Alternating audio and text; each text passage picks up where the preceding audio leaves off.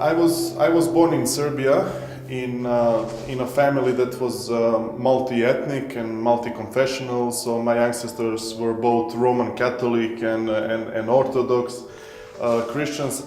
My parents, my father was atheist, who was also a communist activist, and my mother was a nominal Christian. However, I have always felt that need to say I believe in God. Even when I did not know who that was or what that was, I would say I believe in God since I was, I don't know, 6 years old, 7 years old.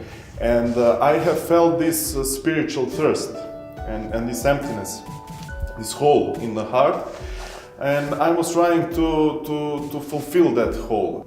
Although I was saying I believe in God, I did not know who that was and where to search for Him. Of course, my search for God was defined by a Christian tradition, Christian culture, and I knew that there is a Christian God, but I did not know any details on that.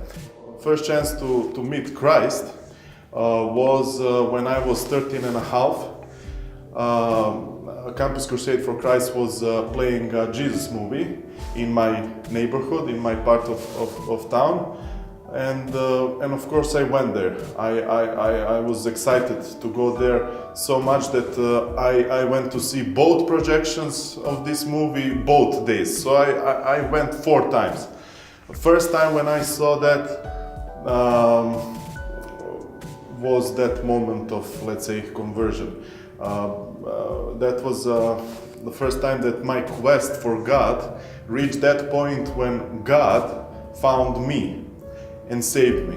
And I remember that with tears on my face and with open heart, I first time met Jesus as Lord and Savior, and asked him to take the wheel of my life in His hands.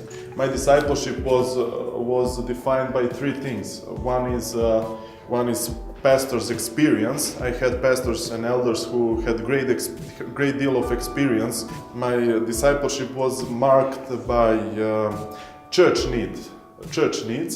So the needs of our local churches were big and many. And the third thing is my eagerness, my strong will to learn and to disciple and to serve to our brothers and sisters. So by the time when I was 16, I was equipped for the ministry. God called me in 2 ways. First is inner calling, I would say, which that is my own a feeling and sense of being called for the ministry.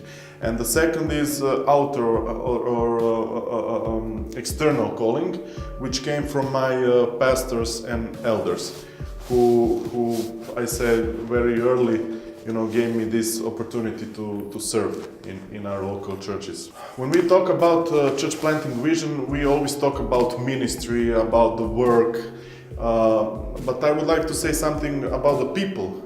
The first question is, who is to do church planting? In my own vision and opinion, the church planting is something that should be done by a team, not by one person, but by a team. And secondly, to whom? To which kind of people do we want? What kind of people do we want to reach?